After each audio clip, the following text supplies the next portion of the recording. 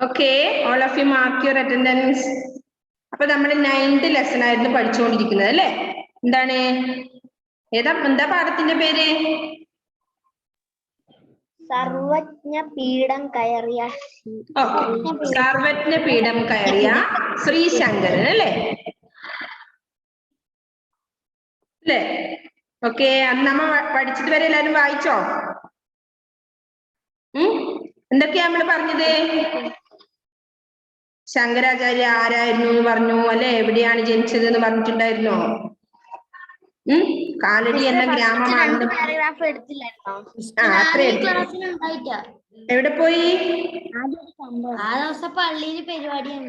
Okay okay. അപ്പൊ ശങ്കരാചാര്യരെ കുറിച്ചാണ് നമ്മൾ പഠിച്ചുകൊണ്ടിരിക്കുന്നത്.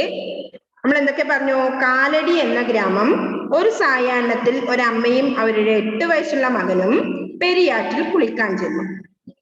പതിവ് പോലെ ആ ബാലൻ നദിയിലിറങ്ങി നീന്തി കുളിക്കാൻ തുടങ്ങി. അസ്തമയ സൂര്യന്റെ സുന്ദര കിരണങ്ങളേറ്റ് സ്വതവേ ഓമനമുക്തമാർന്ന ആ മുഖം കൂടുതൽ മനോഹരമായി. പെട്ടെന്നാണ് ആ അത്യാഹിതം ഉണ്ടായത്, ആപത്ത്. നീന്തി കുളിച്ചുകൊണ്ടിരുന്ന ബാലന്റെ കാലുകൾ നിശ്ചലമായി, ചലിക്കാത്ത അവസ്ഥയിലായി.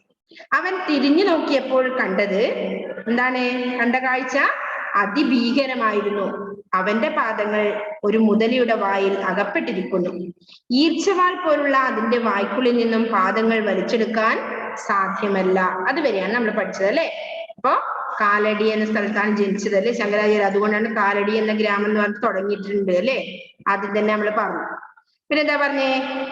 അടുത്ത പാരഗ്രാഫ് എന്താ പറഞ്ഞു നോക്കാം. അവൻ തീരെ ഭയപ്പെട്ടില്ല. കാരുണ്യമൂർത്തിയായ ഭഗവാൻ തന്നെ രക്ഷിക്കുമെന്ന് അവന് ഉറപ്പുണ്ടായിരുന്നു. കാരുണ്യം എന്താ അർത്ഥം? ദയ. ഓക്കെ, ദയാമൂർത്തിയായ ഭഗവാൻ, അതായത് ദൈവം തന്നെ രക്ഷിക്കുമെന്ന് അവന് ഉറപ്പുണ്ടായിരുന്നു. നമ്മൾ അങ്ങനെയല്ലേ പറയാറ്? നമ്മളെ ഏത് ആപത്തു നിന്നും ആരാ രക്ഷിക്കുന്നേ? അദൃശ്യമായ ഒരു ശക്തി ഉണ്ടല്ലേ നമ്മളെ രക്ഷിക്കാൻ. അത് പല മതക്കാരും പല രീതിയിൽ പല ദൈവങ്ങളിൽ വിശ്വസിക്കുന്നതേ ഉള്ളൂ. ആ അദൃശ്യ ശക്തിയാണ് നമ്മളെ രക്ഷിക്കുന്നത് അല്ലെ? അപ്പൊ അതുകൊണ്ട് തന്നെ കാരുണ്യമൂർത്തിയായ ആ ഭഗവാൻ തന്നെ രക്ഷിക്കുമെന്ന് അവന് ഉറപ്പുണ്ടായിരുന്നു. തീരത്ത് നിൽക്കുകയായിരുന്ന അവന്റെ മാതാവ് എന്താ അർത്ഥം? അവന്റെ അമ്മ അല്ലെ? അമ്മ ആ ഭീകരമായ കാഴ്ച കണ്ട് സഹായത്തിനായി മുറവിളി കൂട്ടി. പക്ഷെ ആരും അവനെ രക്ഷിക്കാൻ അവിടെ വന്നില്ല. മുതല കൂടുതൽ ശക്തിയോടെ കുമാരന്റെ കാലുകൾ കടിച്ചു താഴ്ത്തി തുടങ്ങി. തത്സമയം ആ ബാലൻ വിളിച്ചു പറഞ്ഞു. തത്സമയം എന്താ അർത്ഥം? തത്സമയം, ആ സമയം അല്ലെ? തത്സമയം എന്ന് പറഞ്ഞാൽ ആ സമയം. ആ ബാലൻ വിളിച്ചു പറഞ്ഞു, അമ്മേ, സന്യസിക്കാൻ എനിക്ക് ആഗ്രഹമുണ്ടെന്ന് ഞാൻ മുമ്പൊരിക്കൽ അമ്മയോട് പറഞ്ഞിരുന്നു. എന്നെ നഷ്ടപ്പെടുമല്ലോ എന്ന് കരുതി അമ്മ അന്ന് സമ്മതിച്ചില്ല. ഇന്ന് ഒരുപക്ഷെ സന്യസിക്കാൻ അനുവാദം തന്നാൽ ഈ ക്രൂര നക്രം പിടിവിടുമായിരിക്കും. നക്രം എന്താ അർത്ഥം? മുതല. നക്രം എന്റെ പിടിവിടുമായിരിക്കും. അപ്പൊ സന്യസിക്കാൻ എനിക്ക് താല്പര്യമുണ്ടെന്ന് ഞാൻ മുമ്പ് അമ്മയോട് പറഞ്ഞിട്ടുണ്ട്. അന്ന് അമ്മ എന്നെ അതിന് അനുവദിച്ചില്ല. അപ്പോ അതിന് അനുവാദം തന്നാല് ഈ നക്രം എന്നെ പിടിവിടുമായിരിക്കും എന്ന് ആര് പറയുന്നത്? ആ ബാലൻ പറയുന്നല്ലേ? അപ്പോ ആ ഒരു പാരഗ്രാഫിൽ അത്രയാണ് പറഞ്ഞത്. എന്തൊക്കെയാ നോക്കാൻ പോകുന്നത്. അവൻ തീരെ ഭയപ്പെടില്ല. എന്തുകൊണ്ടാ ഭയപ്പെടാതിരുന്നത്? കാരുണ്യമൂർത്തിയായ ഭഗവാൻ തന്നെ രക്ഷിക്കുമെന്ന് അവന് ഉറപ്പുണ്ടായിരുന്നു. നമ്മൾ അങ്ങനെയല്ലേ വിചാരിക്കാറല്ലേ? എന്താപത്തിൽ നിന്ന് നമ്മളെ ദൈവം വന്ന് രക്ഷിക്കുന്നുള്ള ഒരു ഉറപ്പുണ്ട് നമുക്കല്ലേ? ആ അദൃശ്യ ശക്തി തന്നെ രക്ഷിക്കുമെന്ന് അവന് ഉറപ്പുണ്ടായിരുന്നു. തീരത്ത് നിൽക്കുകയായിരുന്ന അവന്റെ മാതാവ് ആ ഭീകരമായ കാഴ്ച കണ്ട് സഹായത്തിനായി മുറവിളി കൂട്ടി. പക്ഷേ ആരും അവനെ രക്ഷിക്കാൻ അവിടെ വന്നില്ല. മുതല കൂടുതൽ ശക്തിയോടെ കുമാരന്റെ കാലുകൾ കടിച്ചു താഴ്ത്തി തുടങ്ങി. തത്സമയം ആ ബാലൻ വിളിച്ചു പറഞ്ഞു, അമ്മേ, സന്യസിക്കാൻ എനിക്ക് ആഗ്രഹമുണ്ടെന്ന് ഞാൻ മുമ്പൊരിക്കൽ അമ്മയോട് പറഞ്ഞിരുന്നു. എന്നെ നഷ്ടപ്പെടുമല്ലോ എന്ന് കരുതി അമ്മ അന്ന് സമ്മതിച്ചില്ല. ഇന്നൊരു പക്ഷേ സന്യസിക്കാൻ അനുവാദം തന്നാൽ അനുമതി അല്ലെ? ഈ ക്രൂരനക്രം പിടിമിടുകയായിരിക്കും. എന്താ ഈ സന്യസിക്കുക പറഞ്ഞാൽ അറിയോ? ഇല്ല. നമ്മൾ ഈ ലോകത്തിലുള്ള സുഖ സൗകര്യങ്ങളൊക്കെ നമ്മൾ ആർഭാടങ്ങളിൽ ഒഴിവാക്കി പോകുന്നതിനാ പറയുന്നത്. സന്യസിക്കുക, ഭാര്യ മക്കളൊന്നും ഇല്ലാതെ ദൈവത്തിൽ മാത്രം ഇങ്ങനെ വിശ്വസിച്ചുകൊണ്ട് നിൽക്കുന്നത് അല്ലെ? അതാണ് സന്യസിക്കുക. അപ്പൊ സന്യസിക്കാൻ ഏതെങ്കിലും മക്കള് സന്യസിക്കുന്ന അമ്മമാർക്ക് താല്പര്യം ഉണ്ടാവില്ല അല്ലെ? അവരും നല്ല കുടുംബ ജീവിതത്തോടു കൂടി സുഖമായി ജീവിക്കാൻ എല്ലാ അമ്മമാരും ആഗ്രഹിക്കുക അല്ലെ? അപ്പോ പണ്ട് ഞാൻ ഇങ്ങനെ ഒരു ആഗ്രഹം പറഞ്ഞപ്പോ എന്നെ അമ്മ അനുവദിച്ചില്ല. പക്ഷെ ഇന്ന് അതിന് എനിക്ക് അനുവാദം തന്നാൽ എന്നെ ഈ ക്രൂരനക്രം പിടിവിടുമായിരിക്കുന്നു. ആര്? ശങ്കരൻ അല്ലെ? ശങ്കരൻ പറഞ്ഞു. അപ്പോഴേ അമ്മ എന്ത് ചെയ്തു? ഈ നക്രത്തിന്റെ പിടിയിൽ നിന്ന് എങ്ങനെയെങ്കിലും എന്റെ മകൻ രക്ഷപ്പെടണമെന്ന ഒരു ആഗ്രഹം അമ്മയ്ക്ക് ഉണ്ടാവും അല്ലെ? കുഞ്ഞിനെ അങ്ങ് വിട്ടുകൊടുക്കണമെന്ന് ആർക്കെങ്കിലും തോന്നുമോ? ഏതെങ്കിലും അമ്മയ്ക്ക്? ഇല്ല അല്ലെ? നിങ്ങളൊന്ന് വെള്ളത്തിൽ ഇറങ്ങുമ്പോൾ തന്നെ അമ്മമാർക്ക് പേടിയായിരിക്കും അല്ലെ? മക്കള് അതിൽ വീണപ്പോ ഇപ്പൊ ഒരു ജസ്റ്റ് എവിടെയെങ്കിലും വെള്ളത്തിലേക്ക് ഇറങ്ങിയാൽ മതി, അപ്പൊ തന്നെ പേടിയായിരിക്കും എന്റെ കുഞ്ഞ് അതിൽ വീണ് പോവോ, മുങ്ങിപ്പോവോ. പിന്നെ നക്രം കടിക്കാൻ തുടങ്ങിയ എന്ത് ചെയ്യും? അമ്മ ഗത്യന്തരമില്ലാതെ എന്ത് ചെയ്തു? സന്യസിക്കാനുള്ള അനുവാദം മകന് കൊടുത്തു അല്ലെ? എന്നിട്ട് എന്താ ചെയ്യുന്നു നോക്കിയേ? മറ്റെന്തിനേക്കാളും ഉപരി കണ്ടോ, അടുത്തതിൽ എന്താ പറഞ്ഞു നോക്കിയേ? മറ്റെന്തിനേക്കാളും ഏറെ സ്വപുത്രനെ സ്നേഹിച്ചിരുന്ന ആ മാതാവ് ഉടനെ പറഞ്ഞു, മകനെ നിന്റെ ഇഷ്ടം പോലെ സന്യസിക്കാൻ ഞാനിതാ അനുമതി തന്നിരിക്കുന്നു.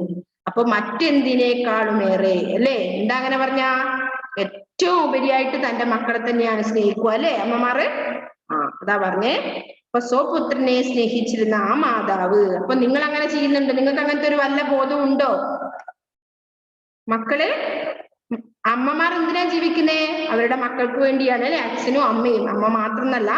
അപ്പൊ എന്തിനാ ജീവിക്കുന്നത്? അവരുടെ മക്കള് എങ്ങനെയെങ്കിലും നല്ല നിലയിൽ എത്തിപ്പെടണം എന്നുള്ള ഒറ്റൊരു ആഗ്രഹമായിരിക്കും അമ്മമാർക്ക് ഉണ്ടാവുക, നമ്മുടെ പാരന്റ്സിന് ഉണ്ടാവുക നമ്മളെ കുറിച്ച് അല്ലെ? അല്ലെ? നിങ്ങൾക്കത് വല്ലതും ഓർമ്മയുണ്ടോ? നിങ്ങളിപ്പോ ഇവിടെ പഠിക്കാൻ വിടുന്നു, ക്ലാസ്സിലെ വെറുതെ ഇങ്ങനെ ഇരിക്കും, ആ സമയത്ത് യൂട്യൂബിൽ എന്തെങ്കിലും കാണും, അല്ലെങ്കിൽ ഗെയിം കളിക്കും അല്ലെ? ഇതിനാണോ നിങ്ങളെ വിടുന്നത്?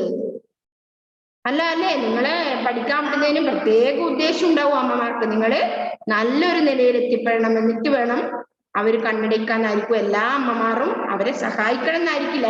അതിലും ഉപരി എന്താ അവർ ചിന്തിക്കുക? നിങ്ങൾ നന്നായി ജീവിക്കണം അല്ലെ?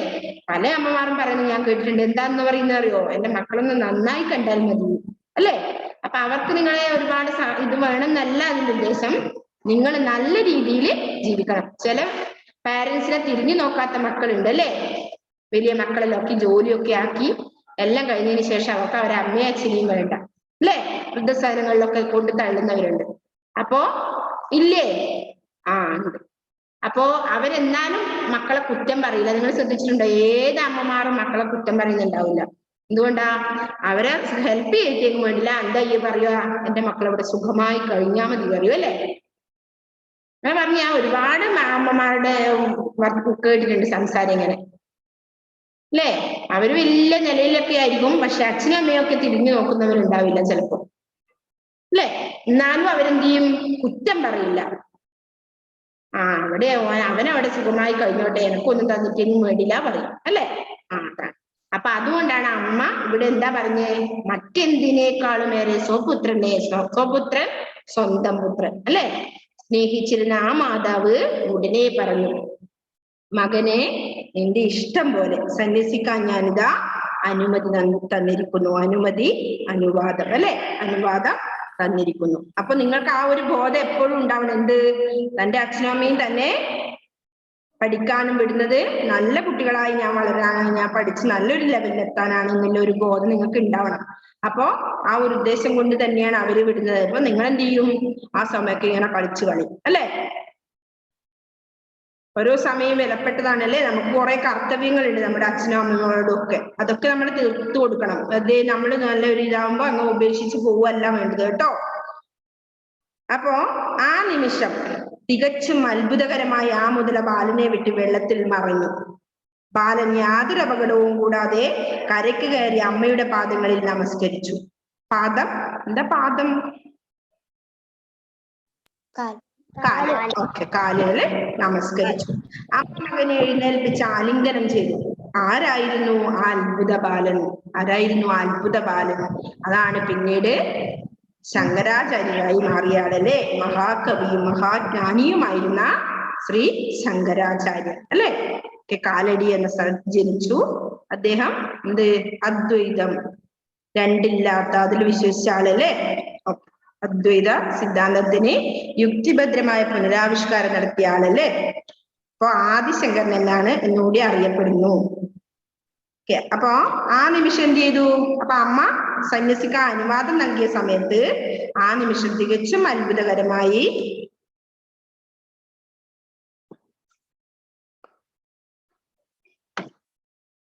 ആ മുതല ആ ബാലന്റെ കാല് വിടുവിച്ചു അല്ലെ. അപ്പോ ആരായിരുന്നു ആ അത്ഭുത ബാലൻ? മഹാകവി മഹാജ്ഞാനിയുമായിരുന്ന ശ്രീ ശങ്കരാചാര്യായിരുന്നു ആ അത്ഭുത ബാലൻ. ഓക്കെ, അത്രയാണ് അതിൽ പറയുന്നത്. നെക്സ്റ്റ് ആരായിരുന്നു എന്നൊക്കെ ഇവിടെ പറയുന്നുണ്ട് കേട്ടോ. നമുക്ക് നോക്കാം. അടുത്ത പാരഗ്രാഫിൽ എന്താ? ക്രിസ്തബ്ദം 7ഉം 8ഉം നൂറ്റാണ്ടുകളിൽ ഭാരതത്തിൽ ഹിന്ദുമതം ആകെ ക്ഷയിച്ചു പോയിരുന്നു. ജൈന ബുദ്ധമതങ്ങളുടെ തള്ളിക്കയറ്റമായിരുന്നു അതിന് പ്രധാന കാരണം അല്ലെ. ഹിന്ദുമതം. എന്താ ഹിന്ദുമതം? കേട്ടിട്ടുണ്ടോ നിങ്ങൾ ഹിന്ദുമതം? ഇന്ത്യയിലുണ്ടായ ഒരു മതമാണ് ഹിന്ദുമതം. പിന്നെ ഏതൊക്കെ മതങ്ങൾ നിങ്ങൾക്കറിയാം? മുസ്ലിം, ഇസ്ലാം മതം, ക്രിസ്തു മതം, പിന്നെ ഏതെങ്കിലും അറിയോ? ബുദ്ധമതം ഒക്കെ കേട്ടിട്ടുണ്ട് അല്ലെ. ബുദ്ധമതം ഇതൊക്കെ നിങ്ങൾ കേട്ടിട്ടുണ്ട് അല്ലെ. അപ്പൊ ഇന്ത്യയിൽ ഉണ്ടായ ഒരു മതമാണ് ഇത് ഹിന്ദുമതം. അപ്പോ ഈ ഹിന്ദുമതത്തിന്, ബാക്കി ബുദ്ധമതത്തിനാണെങ്കിൽ അതിന്റെ സ്ഥാപകൻ ആരാ? ബുദ്ധനാണ് അല്ലെ. നെക്സ്റ്റ് ഇസ്ലാം മതത്തിന്റെ സ്ഥാപകൻ ആരാണ്? റുവൈസേ. ഇസ്ലാം മതത്തിന്റെ സ്ഥാപകൻ ആരാണ്? ആർക്കും അറിയില്ല? ഇവിടെ Sana, Ismail, Abel, Benoy, Rihan, Muhammad K, turn on your videos. Okay, ഏതാണ് ഇസ്ലാം മതത്തിന്റെ സ്ഥാപകൻ? ആരായിരുന്നു? റുവൈസേ. നീ ഇസ്ലാം മതത്തിൽ നിന്നുകൊണ്ട് ആ സ്ഥാപകൻ അറിയില്ല എന്ന് പറഞ്ഞ വിഷമുണ്ട്. ഓക്കെ, നബി തിരുമേനി അറിയോ? ആദം നബി. ആദം നബി. ഓക്കെ, നബിയാണ് ഇസ്ലാം മതത്തിന്റെ നബി. ഓക്കെ, നബീനെ അറിയില്ലേ? നെക്സ്റ്റ് ക്രിസ്തു മതത്തിന്റെ സ്ഥാപകൻ ആരാ ഗ്രേസേ? ക്രിസ്തു മതത്തിന്റെ ഓക്കെ, ജീസസ് ക്രൈസ്റ്റ്, യേശു ക്രിസ്തു അല്ലെ. യേശു ക്രിസ്തു ആണ് ക്രിസ്തു മതത്തിന്റെ സ്ഥാപകൻ. ഓക്കെ, അപ്പൊ ഈ ഏതാണ് നമ്മളിപ്പോ പറഞ്ഞ ഹിന്ദു മതത്തിന് അല്ലെ ലക്ഷ്മിപ്രിയ? ഹിന്ദു മതത്തിന് സ്ഥാപകനില്ല അല്ലെ. അപ്പൊ അതെങ്ങനെയാ? ഇവർക്കെല്ലാം സ്ഥാപകന്മാരുണ്ട് അല്ലെ. അപ്പൊ ഹിന്ദു മതത്തിന് സ്ഥാപകമില്ല. പുരാണ ഇതിഹാസങ്ങളിലൂടെ വളർന്നു വികസിച്ച ഒരു ദർശന സംഹിതയാണ് ഇത് ഹിന്ദുമതം കേട്ടോ. ഇതിന് പ്രത്യേകിച്ച് സ്ഥാപകന്മാരൊന്നുമില്ല. അത് ഈ പുരാണ ഇതിഹാസങ്ങളിലൂടെ ഇങ്ങനെ പറഞ്ഞായതാണ് അല്ലെ. അപ്പൊ വളർന്നു വികസിച്ച ഒരു ദർശന സംഹിതയാണ് ഏത്? ഹിന്ദുമതം അല്ലെ. പുരാണ ഇതിഹാസങ്ങൾ പറഞ്ഞറിയോ? ഇതൊക്കെയാണ്. ഏതൊക്കെയാ ലക്ഷ്മിപ്രിയ പുരാണ ഇതിഹാസങ്ങള്? Lakshmipriya, can you hear me? Atul, Avani അറിയോ? ഏതൊക്കെയാണ് ഈ പുരാണ ഇതിഹാസങ്ങള്? അറിയില്ല. ഇപ്പൊ ഈ നമ്മുടെ ഇസ്ലാം മതത്തിലവര് ഏതാണ് വായിക്കുക? ഖുറാൻ വായിച്ചിട്ടുണ്ടാവും അല്ലെ. വായിച്ചിട്ടുണ്ടോ? പിന്നെയോ ജോസി, നീ ഏതാ വായിച്ചത് ജോസി?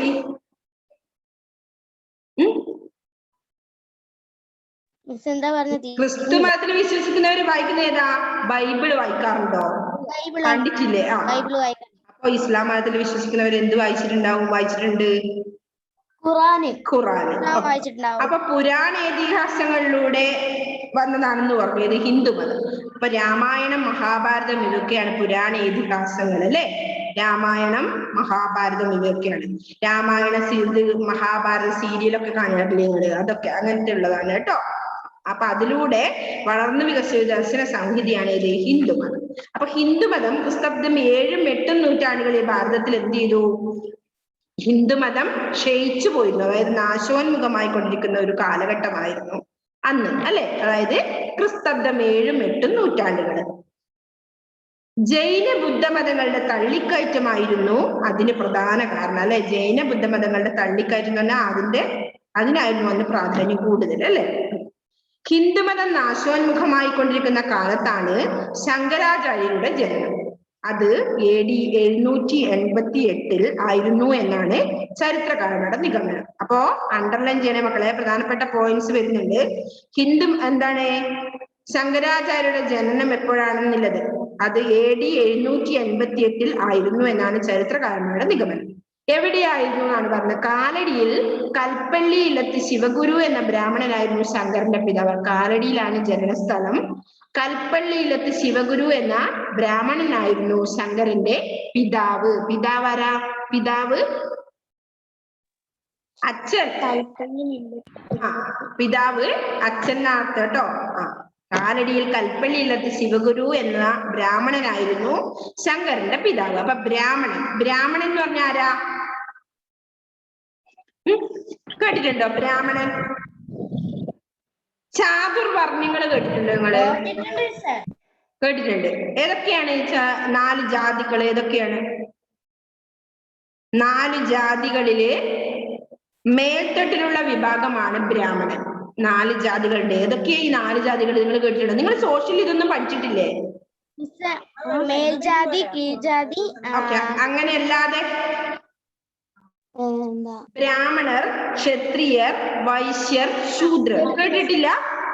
ഇതാണ് ചാതുർവർണ്ണങ്ങള്. ബ്രാഹ്മണർ, ക്ഷത്രിയർ, വൈശ്യർ, ശൂദ്രർ. അല്ലെ? ഇതാണ് 4 ജാതികൾ. അതില് മേൽത്തട്ടിലുള്ള ആളാണ് ആര്? ബ്രാഹ്മണർ. അല്ലെ? അപ്പൊ ബ്രാഹ്മണന് താഴെയാണ് ക്ഷത്രിയൻ. ഓക്കെ, അങ്ങനെയാണ് പോകുന്നത്. അപ്പൊ ബ്രാഹ്മണന്റെ തൊഴിൽ എന്താണെന്ന് അറിയോ? ബ്രാഹ്മണന്റെ തൊഴിൽ പൂജ ചെയ്യലാണ്. അമ്പലങ്ങളിലും മറ്റും പൂജ ചെയ്യലാണ് ബ്രാഹ്മണന്റെ തൊഴിൽ. അപ്പൊ പണ്ട് മഹാരാജാക്കന്മാരെ ബ്രാഹ്മണരെ ആദരിച്ചിരുന്നു. ബ്രഹ്മത്തെ കുറിച്ച് അറിയുന്ന ആളെയാണ് ബ്രാഹ്മണൻ എന്ന് പറയുന്നത്. ബ്രഹ്മത്തെ കുറിച്ച് അറിയാവുന്ന ആളാണ് ഏത്? ബ്രാഹ്മണൻ. അല്ലെ? ഓക്കെ, അപ്പൊ ബ്രാഹ്മണരാണ് ഏറ്റവും മുകൾത്തട്ടിലുള്ളവർ ജാതിയിൽ. അല്ലെ? ചാതുർവർണ്ണങ്ങൾ ഏതൊക്കെയാണ്? ബ്രാഹ്മണർ, ക്ഷത്രിയർ, വൈശ്യർ, ശൂദ്രർ. ഇതൊന്നും അറിയില്ല എന്ന് പറയാൻ പാടില്ല കേട്ടോ. ഓക്കെ, അപ്പൊ 4 ജാതികൾ അല്ലെ? അതിലെ ഏറ്റവും മേൽത്തട്ടിലുള്ളവരാണ് ബ്രാഹ്മണൻ. അപ്പൊ ബ്രഹ്മത്തെ കുറിച്ച് അറിയുന്ന ആളാണ് ആര്? ബ്രാഹ്മണൻ. ഓക്കെ, അവരുടെ തൊഴിൽ എന്താണെന്ന് പറഞ്ഞേ? അമ്പലങ്ങളിലും മറ്റു പൂജ ചെയ്യൽ. അല്ലെ? ബ്രാഹ്മണന്റെ തൊഴിൽ പൂജ ചെയ്യലാണ്. ഓക്കെ, അപ്പൊ അത്രയാണ് ബ്രാഹ്മണൻ. അപ്പോ കാലടിയിൽ കൽപ്പള്ളി ഇല്ലത്ത് ശിവഗുരു എന്ന ബ്രാഹ്മണനായിരുന്നു ശങ്കരന്റെ പിതാവ്. ആര്യ അന്തർജനമായിരുന്നു അമ്മ. എന്താണ് അമ്മയുടെ പേര്? ആര്യ അന്തർജനം. ആരാ ഈ അന്തർജനം? ബ്രാഹ്മണ വിഭാഗത്തിലെ സ്ത്രീയാണ് അന്തർജനം എന്ന് പറയുന്നത്. അപ്പൊ ബ്രാഹ്മണൻ നമ്മൾ പറഞ്ഞു അവിടുത്തെ സ്ത്രീകളാണ് അന്തർജനം എന്ന് പറയുക. എന്തുകൊണ്ടാണ് അങ്ങനെ പറയുന്നത് അറിയോ? ഇല്ലത്തിൽ തന്നെ കഴിഞ്ഞു പോരുന്നവരാണ് അവർ. അല്ലെ? പുറത്തൊന്നും പോവാതെ, അന്യപുരുഷനെ ഒന്നും ദർശിക്കാതെ ഇങ്ങനെ ഇല്ലത്തിൽ തന്നെ കഴിഞ്ഞു കൂടുന്നവരാണ്. മറക്കുടയുള്ള പിടിച്ചിട്ടാണ് പുറത്തിറങ്ങുക. അല്ലെ? അപ്പൊ അങ്ങനെയുള്ളവരാണ് ആര്? അന്തർജനം. അപ്പൊ അന്യപുരുഷനെ ദർശിക്കാതിരിക്കാൻ പുറത്തിറങ്ങുമ്പോൾ മറക്കുട പിടിക്കോ പതിവായിരുന്നു. അന്തർജനത്തെ മറ്റുള്ളവർ നോക്കാതിരിക്കാനും ഇത് സഹായമായിരുന്നു. അപ്പൊ നമ്പൂതിരി ഭാഷയില് തോൾ എന്ന് പറയും. അതായത് അകത്തെ അവൾ, അകത്ത് നിൽക്കുന്നവൾ അഥവാ അകത്തമ്മ. അവരാണ് അന്തർജനങ്ങൾ കേട്ടോ. അപ്പൊ ബ്രാഹ്മണ സ്ത്രീ അന്തർജനം. അപ്പോ ആര്യ അന്തർജനമായിരുന്നു അമ്മ. അപ്പൊ എന്തൊക്കെ നമ്മൾ പറഞ്ഞു? എവിടെയാണ് ശങ്കരന്റെ ജനനം? ശങ്കരന്റെ അച്ഛനമ്മമാർ ആരൊക്കെയായിരുന്നു? അല്ലെ? എന്നായിരുന്നു ജനനം? ഇത്രയും കാര്യങ്ങൾ അറിഞ്ഞോ? അണ്ടർലൈൻ ചെയ്തോ? അപ്പൊ എന്തൊക്കെ നമ്മൾ പറഞ്ഞു? കാലടിയിലാണ് ജനിച്ചത്. AD 788 പിന്നെ കാലടിയിൽ കൽപ്പള്ളിയിലത്ത് ശിവഗുരു എന്ന ബ്രാഹ്മണനായിരുന്നു ശങ്കരന്റെ പിതാവ്. ആര്യ അന്തർജനമായിരുന്നു അമ്മ. അപ്പൊ ശങ്കരന്റെ 3ാമത്തെ വയസ്സിൽ പിതാവ് മരിച്ചു. കുട്ടിക്കാലം കഴിയുന്നതിന് മുമ്പ് തന്നെ വേദങ്ങളിൽ അന്യാദൃശ്യമായ പാണ്ഡിത്യം സമ്പാദിക്കാൻ അദ്ദേഹത്തിന് കഴിഞ്ഞു. 8ാമത്തെ വയസ്സിലാണ് അദ്ദേഹം സന്യാസം സ്വീകരിച്ചത്. അല്ലെ? 8ാമത്തെ വയസ്സിൽ ആര് സന്യസിക്കാൻ തീരുമാനിച്ചു? അദ്ദേഹം. അല്ലെ? അപ്പൊ എന്താ പറഞ്ഞത്? എന്തൊക്കെയാ പറഞ്ഞത്? ആര്യ അന്തർജനമായിരുന്നു അമ്മ. ശങ്കരന്റെ 3ാമത്തെ വയസ്സിൽ ആര്? പിതാവ് മരിച്ചു. കുട്ടിക്കാലം കഴിയുന്നതിന് മുമ്പ് തന്നെ വേദങ്ങളിൽ അന്യാദൃശ്യമായ പാണ്ഡിത്യം, അതായത് ഏറ്റവും നല്ല പാണ്ഡിത്യം സമ്പാദിക്കാൻ അദ്ദേഹത്തിന് കഴിഞ്ഞു. 8ാമത്തെ വയസ്സില് അദ്ദേഹം എന്ത് ചെയ്തു? സന്യാസം സ്വീകരിച്ചു. അതിനുശേഷം ശങ്കരൻ സ്വഭവനത്തിൽ താമസിച്ചില്ല. നർമ്മദാ നദിയുടെ തീരത്ത് ചെന്ന് പ്രസിദ്ധ ജ്ഞാനിയും പണ്ഡിതനുമായിരുന്ന ഗൗഡപാദരുടെ ശിഷ്യനായി. അല്ലെ? ഗൗഡപാദരുടെ ശിഷ്യനായി. അവിടെ നിന്ന് വിദ്യാഭ്യാസം പൂർത്തിയാക്കിയ ശേഷം കാശിയിൽ പോയി. കുറെ നാൾ ബ്രഹ്മോപാസകനായി, ബ്രഹ്മം ഉപവസിക്കുന്ന ആള് ബ്രഹ്മോപാസകനായി കഴിച്ചുകൂട്ടി. പിന്നീട് കുറച്ചു കാലം ബദരി ആശ്രമത്തിൽ താമസിച്ചു. ഇവിടെ വെച്ചാണ് അദ്ദേഹം വേദാന്ത സൂത്രഭാഷ്യം രചിച്ചത്. വീണ്ടും കാശി ചെന്ന് വലിയ മീമാംസ പണ്ഡിതനായിരുന്ന മണ്ഡലമിശ്രനെ വാദത്തിൽ തോൽപ്പിച്ചു. മീമാംസ എന്താണ്? മീമാംസ ഭാരതത്തിലെ വേദാന്ത ചിന്തയുടെ ഒരു ഭാഗമാണ് മീമാംസ, അല്ലെ? രണ്ടെണ്ണുണ്ട്. എന്തൊക്കെ? പൂർവമീമാംസ, ഉത്തരമീമാംസ. തത്വചിന്ത എന്നും ഇതിന് അർത്ഥമുണ്ട്, അല്ലെ? മീമാംസ പഠിച്ചയാളെയാണ് എന്ത് പറയുന്നത്? മീമാംസകൻ എന്ന് പറയുന്നത്, അല്ലെ? ഇപ്പൊ മീമാംസ പണ്ഡിതനായിരുന്ന മണ്ഡലമിശ്രനെ വാദത്തിൽ തോൽപ്പിച്ചു. മണ്ഡലമിശ്രൻ സുരേശ്വരൻ എന്ന പേര് സ്വീകരിച്ച് ആചാര്യരുടെ ശിഷ്യനായി. ശൃംഗേരി താമസിക്കുന്ന കാലത്ത് തന്റെ മാതാവ് തന്നെ കാണാൻ ആഗ്രഹിക്കുന്നുണ്ടെന്ന് ആചാര്യൻ മനസ്സിലാക്കി. അപ്പൊ സന്യസിച്ചത് വലിയ പാണ്ഡിത്യമുള്ള ആളാണ്, അയാൾക്കെല്ലാം മുൻകൂട്ടി അറിയാൻ പറ്റും കേട്ടോ. അങ്ങനെ തന്റെ മാതാവ് തന്നെ കാണാൻ ആഗ്രഹിക്കുന്നുണ്ടെന്ന് അദ്ദേഹം മനസ്സിലാക്കി. ശങ്കരാചാര്യർ ഉടനെ കേരളത്തിലേക്ക് പുറപ്പെട്ടു. ആസന്ന മരണം എന്ന് പറഞ്ഞാൽ എന്താർത്ഥം? മരണം അടുത്തിരിക്കുന്ന ആൾ. ആസന്ന മരണം അടുത്തിരിക്കുന്ന ആൾ. ആസന്ന മരണയായി കിടക്കുന്ന സ്വമാതാവിനെയാണ് അവിടെ കണ്ടത്.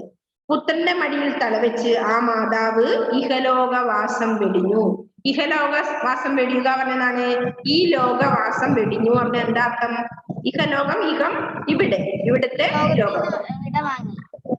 മരിച്ചു, അല്ലേ? അതാണ് അർത്ഥം. ഈ ലോകത്തിൽ നിന്ന് പോയി എന്ന് പറഞ്ഞാൽ എന്താ? അവര് മരിച്ചു, അല്ലെ? അമ്മ മരിച്ചു. അപ്പൊ അത്രയാണ് നമ്മളിപ്പോൾ പറഞ്ഞത്. ഒന്നുകൂടെ അവിടം വരെ വായിക്കാം. നമ്മൾ ഇന്നെടുത്തത് 3-ാമത്തെ പാരഗ്രാഫ് കേട്ടോ. വായിക്കാണില്ലേ? ശ്രദ്ധിക്കണേ. അവൻ തീരെ ഭയപ്പെട്ടില്ല. കാരുണ്യമൂർത്തിയായ ഭഗവാൻ തന്നെ രക്ഷിക്കുമെന്ന് അവന് ഉറപ്പുണ്ടായിരുന്നു. തീരത്ത് നിൽക്കുകയായിരുന്ന അവന്റെ മാതാവ് ആ ഭീകരമായ കാഴ്ച കണ്ട് സഹായത്തിനായി മുറവിളി കൂട്ടി. പക്ഷെ ആരും അവനെ രക്ഷിക്കാൻ അവിടെ വന്നില്ല. മുതല കൂടുതൽ ശക്തിയോടെ കുമാരന്റെ കാലുകൾ കടിച്ചു താഴ്ത്തി തുടങ്ങി. തത്സമയം ആ ബാലൻ വിളിച്ചു പറഞ്ഞു, അമ്മേ, സന്യസിക്കാൻ എനിക്ക് ആഗ്രഹമുണ്ടെന്ന് ഞാൻ മുമ്പൊരിക്കൽ അമ്മയോട് പറഞ്ഞിരുന്നു. എന്നെ നഷ്ടപ്പെടുമല്ലോ എന്ന് കരുതി അമ്മ അന്ന് സമ്മതിച്ചില്ല. ഇന്ന് ഒരുപക്ഷെ സന്യസിക്കാൻ അനുവാദം തന്നാൽ ഈ ക്രൂരനക്രം പിടിവിടുമായിരിക്കും. ക്രൂരനക്രം എന്ന് പറഞ്ഞാൽ ഈ ക്രൂരനായ മുതല. മറ്റെന്തിനേക്കാളുമേറെ സ്വപുത്രനെ സ്നേഹിച്ചിരുന്ന ആ മാതാവ് ഉടനെ പറഞ്ഞു, മകനെ, നിന്റെ ഇഷ്ടം പോലെ സന്യസിക്കാൻ ഞാനിതാ അനുമതി നൽകിയിരിക്കുന്നു, അനുവാദം തന്നിരിക്കുന്നു. ആ നിമിഷം തികച്ചും അത്ഭുതകരമായി ആ മുതല ബാലനെ വിട്ട് വെള്ളത്തിൽ മറഞ്ഞു. ബാലൻ യാതൊരു അപകടവും കൂടാതെ കരക്ക് കയറി അമ്മയുടെ പാദങ്ങളിൽ നമസ്കരിച്ചു. അമ്മ മകനെ എഴുന്നേൽപ്പിച്ച് ആലിംഗനം ചെയ്തു. ആലിംഗനം ചെയ്യുക എന്താർത്ഥം? നെഞ്ചോട് ചേർത്ത് കെട്ടിപ്പിടിക്കുന്നതിനാണ് ആലിംഗനം ചെയ്യുക എന്ന് പറയും. ആരായിരുന്നു ആ അത്ഭുത ബാലൻ? മഹാകവിയും മഹാജ്ഞാനിയുമായിരുന്ന ശ്രീ ശങ്കരാചാര്യരായിരുന്നു ആ അത്ഭുത ബാലൻ. ക്രിസ്തബ്ദം 7ഉം 8ഉം നൂറ്റാണ്ടുകളിൽ ഭാരതത്തിൽ ഹിന്ദുമതം ആകെ ക്ഷയിച്ചു പോയിരുന്നു. ജൈന ബുദ്ധമതങ്ങളുടെ തള്ളിക്കയറ്റമായിരുന്നു അതിന് പ്രധാന കാരണം.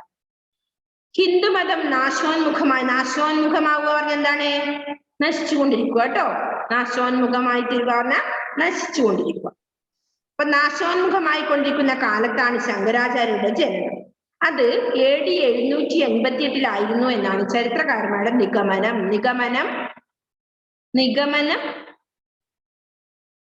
ഊഹം, അല്ലെ? ഊഹം അങ്ങനെയാണെന്നാണ് പറയുന്നത്. കാലടിയിൽ കൽപ്പള്ളി ഇല്ലത്ത് ശിവഗുരു എന്ന ബ്രാഹ്മണനായിരുന്നു ശങ്കരന്റെ പിതാവ്. ആര്യ അന്തർജനമായിരുന്നു അമ്മ. ശങ്കരന്റെ 3-ാമത്തെ വയസ്സിൽ പിതാവ് മരിച്ചു. കുട്ടിക്കാലം കഴിയുന്നതിന് മുമ്പ് തന്നെ വേദങ്ങളിൽ അന്യാദൃശ്യമായ പാണ്ഡിത്യം സമ്പാദിക്കാൻ അദ്ദേഹത്തിന് കഴിഞ്ഞു. 8-ാമത്തെ വയസ്സിലാണ് അദ്ദേഹം സന്യാസം സ്വീകരിച്ചത്. സന്യാസം എന്ന് പറഞ്ഞാൽ സന്യസിക്കാൻ പോവാന്ന് പറഞ്ഞാൽ നമ്മുടെ ഈ ലോകത്തിലുള്ള എല്ലാ സുഖ സൗകര്യങ്ങളും ഉപയോഗിച്ച് നമ്മൾ ദൈവത്തിൽ മാത്രം വിശ്വസിച്ചുകൊണ്ട് പോകുന്നു, അല്ലെ? അപ്പോ അടുത്തെന്താ നമ്മൾ പറഞ്ഞത്? കുട്ടിക്കാലം കഴിയുന്നതിന് മുമ്പ് തന്നെ വേദങ്ങളിൽ അന്യാദൃശ്യമായ പാണ്ഡിത്യം സമ്പാദിക്കാൻ അദ്ദേഹത്തിന് കഴിഞ്ഞു. 8-ാമത്തെ വയസ്സിലാണ് അദ്ദേഹം സന്യാസം സ്വീകരിച്ചത്. അതിനുശേഷം ശങ്കരൻ സ്വന്തം ഭവനം താമസിച്ചില്ല. നർമ്മദാ നദിയുടെ തീരത്ത് ചെന്ന് പ്രസിദ്ധ ജ്ഞാനിയും പണ്ഡിതനുമായിരുന്ന ഗൗഡപാദരുടെ ശിഷ്യനായി. അവിടെ നിന്ന് വിദ്യാഭ്യാസം പൂർത്തിയാക്കിയ ശേഷം കാശിയിൽ പോയി കുറെ നാൾ ബ്രഹ്മോപാസകനായി കഴിച്ചുകൂട്ടി. പിന്നീട് കുറച്ചു കാലം ബദരി ആശ്രമത്തിൽ താമസിച്ചു. ഇവിടെ വെച്ചാണ് അദ്ദേഹം തന്റെ വേദാന്ത സൂത്രഭാഷ്യം രചിച്ചത്. വീണ്ടും കാശിയിൽ ചെന്ന് വലിയ മീമാംസ പണ്ഡിതനായിരുന്ന മണ്ഡനമിശ്രനെ വാദത്തിൽ തോൽപ്പിച്ചു. മണ്ഡനമിശ്രൻ സുരേശ്വരൻ എന്ന പേര് സ്വീകരിച്ച് ആചാര്യന്റെ ശിഷ്യനായി. ശൃംഗേരിയിൽ താമസിക്കുന്ന കാലത്ത് തന്റെ മാതാവ് തന്നെ കാണാൻ ആഗ്രഹിക്കുന്നുണ്ടെന്ന് ആചാര്യൻ മനസ്സിലാക്കി. ശങ്കരാചാര്യൻ ഉടനെ കേരളത്തിലേക്ക് പുറപ്പെട്ടു. ആസന്ന മരണയായി കിടക്കുന്ന സ്വമാതാവിനെയാണ് അവിടെ കണ്ടത്. പുത്രന്റെ മടിയിൽ തലവെച്ച് ആ മാതാവ് ഇഹലോകവാസം വെടിഞ്ഞു. അല്ലെ, ഈ ലോകത്ത് തന്നെ പോയി അല്ലെ, അതായത് മരിച്ചു. ആസന്ന മരണം എന്ന് പറഞ്ഞാൽ മരണം അടുത്തിരിക്കുന്നത്, ആസന്ന മരണം. ഓക്കെ, അത്രയാണ് നമ്മൾ ഇന്ന് എടുത്തത്. ഓക്കെ, ഒരാൾ ആരെങ്കിലും വായിച്ചേ മുഴുവനും? എഡ്വിൻ ഒന്ന് വായിച്ചേ. എഡ്വിൻ ശ്രദ്ധിക്കണേ.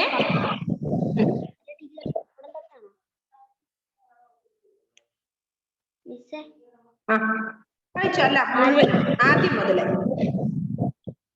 കാലടി എന്ന ഗ്രാമം ഒരു സായാഹ്നത്തിൽ ഒരമ്മയും അവരുടെ 8 വയസ്സുള്ള മകനും പെരിയാറ്റിൽ കുളിക്കാൻ ചെന്നു. പതിവ് പോലെ ആ ബാലൻ നദിയിൽ ഇറങ്ങി നീന്തി കുളിക്കാൻ തുടങ്ങി. അസ്തമ സൂര്യന്റെ സുന്ദര കിരണങ്ങൾ ഏറ്റ് സ്വതവേ ഓമനത്തമാർന്ന ആ മുഖം കൂടുതൽ മനോഹരമായി. പെട്ടെന്നാണ് ആ അത്യഹിത ഉണ്ടായത്. നീന്തി കുളിച്ചുകൊണ്ടിരിക്കുന്ന ബാലന്റെ കാലുകൾ നിശ്ചലമായി. അവൻ തിരിഞ്ഞു നോക്കിയപ്പോൾ കണ്ട കാഴ്ച അതിഭീകരവുമായിരുന്നു. അവന്റെ പാദങ്ങൾ ഒരു മുതലയുടെ വായിൽ അകപ്പെട്ടിരിക്കുന്നു. ഈർച്ചവാൾ പോലുള്ള അതിന്റെ വായ്ക്കുള്ളിൽ നിന്നും പാദങ്ങൾ വലിച്ചെടുക്കുവാൻ സാധ്യമല്ല. അവൻ തീരെ ഭയപ്പെട്ടില്ല. കാരുണ്യമൂർത്തിയായ ഭഗവാൻ എന്നെ രക്ഷിക്കുമെന്ന് അവൻ ഉറപ്പുണ്ടായിരുന്നു. തീരത്ത് നിൽക്കുകയായിരുന്ന അവന്റെ മാതാവ് ആ ഭീകര കാഴ്ച കണ്ട് സഹായത്തിനായി മുറവിളി കൂട്ടി. പക്ഷെ ആരും അവനെ രക്ഷിക്കാൻ അവിടെ വന്നില്ല. മുതല കൂടുതൽ ശക്തിയോടെ കുമാരന്റെ കാലുകൾ കടിച്ചു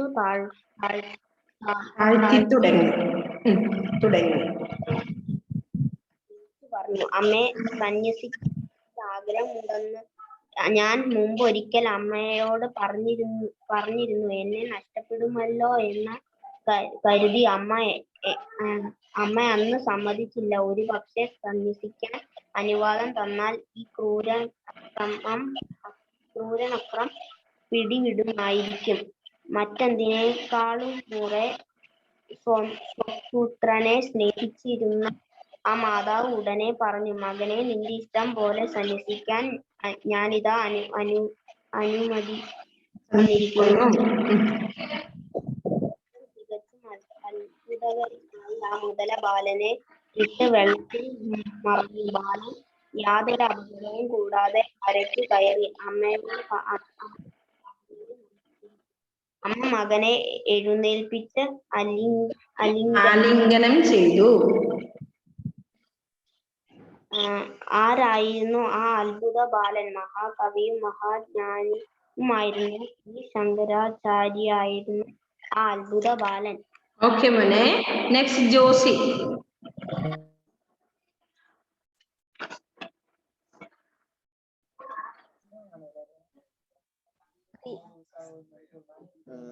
ക്രിസ്തബ്ദം 7-8 നൂറ്റാണ്ടുകളിൽ ഭാരതത്തിൽ ഹിന്ദുമതം ആകെ ക്ഷയിച്ചു പോയിരുന്നു.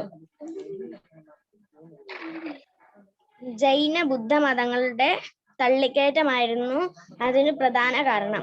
ഹിന്ദുമതം നാശോന്മുഖമായിരുന്ന കാലത്താണ് ശങ്കരാചാര്യരുടെ ജനനം. അത് AD 788 എന്നാണ് ചരിത്രകാരന്മാരുടെ നിഗമനം. കാലടിയിൽ കൽപ്പള്ളി ഇല്ലത്തെ ശിവഗുരു എന്ന ബ്രാഹ്മണനായിരുന്നു ശങ്കരന്റെ പിതാവ്. ആര്യ അന്തർജനമായിരുന്നു അമ്മ. ശങ്കരന്റെ 3ാമത്തെ വയസ്സിൽ പിതാവ് മരിച്ചു. കുട്ടിക്കാലം കഴിയുന്നതിനു മുമ്പ് വേദങ്ങളിൽ അന്യാദൃശ്യമായ പാണ്ഡിത്യം എന്ന അറിവ് പാണ്ഡിത്യം സമ്പാദിക്കാൻ അദ്ദേഹത്തിന് കഴിഞ്ഞു. 8ാമത്തെ വയസ്സിലാണ് അദ്ദേഹം സന്യാസം സ്വീകരിച്ചത്. അതിനുശേഷം ശങ്കരൻ സ്വഭവനത്തിൽ താമസിച്ചില്ല. നർമ്മദ നദിയുടെ തീരത്ത് ചെന്ന് പ്രസിദ്ധ ജ്ഞാനിയും പണ്ഡിതനുമായിരുന്ന ഗൗഡപാദരുടെ ശിഷ്യനായി അവിടെ നിന്ന് വിദ്യാഭ്യാസം പൂർത്തിയാക്കിയതിനു ശേഷം കാശിയിൽ പോയി കുറെ നാൾ ബ്രഹ്മോപാസകനായി കഴിച്ചുകൂട്ടി. പിന്നീട് കുറെ കാലം ബദരി ആശ്രമത്തിൽ താമസിച്ചു. അവിടെ വെച്ചാണ് അദ്ദേഹം തന്റെ വേദാന്ത സൂത്രഭാഷ്യം രചിച്ചത്. വീണ്ടും കാശിയിൽ ചെന്ന് വലിയ മീമാംസാ പണ്ഡിതനായിരുന്ന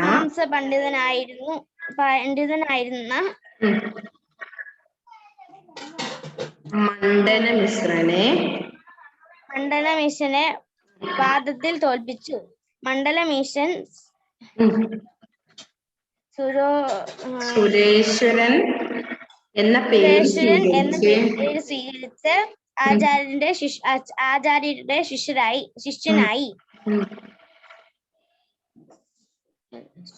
ശൃംഗേരിയിൽ താമസിക്കുന്ന കാലത്ത്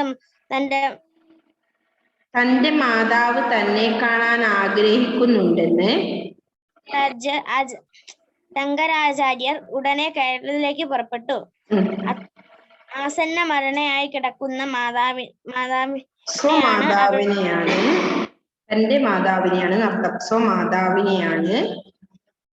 കണ്ടത്. പുത്രന്റെ മടിയിൽ തലവെച്ച് ആ മാതാവ് ഇഹലോകവാസം വെടിഞ്ഞു. ഓക്കെ, അടുത്ത 2 പാരഗ്രാഫ് നമുക്ക് അടുത്ത ക്ലാസ് പഠിക്കാം കേട്ടോ. ഓക്കെ, നല്ലതുപോലെ ഇത് വായിച്ചിട്ട് വരണം അടുത്ത ക്ലാസ്സിൽ നമുക്ക് ക്വസ്റ്റ്യൻ ആൻസർ ഒക്കെ പറയേണ്ടതാണ്. അതുകൊണ്ട് വായിക്കാതെ വന്നാൽ നിങ്ങൾക്ക് ആൻസർ പറയാൻ പറ്റില്ല കേട്ടോ. Okay, bye, see you. Okay.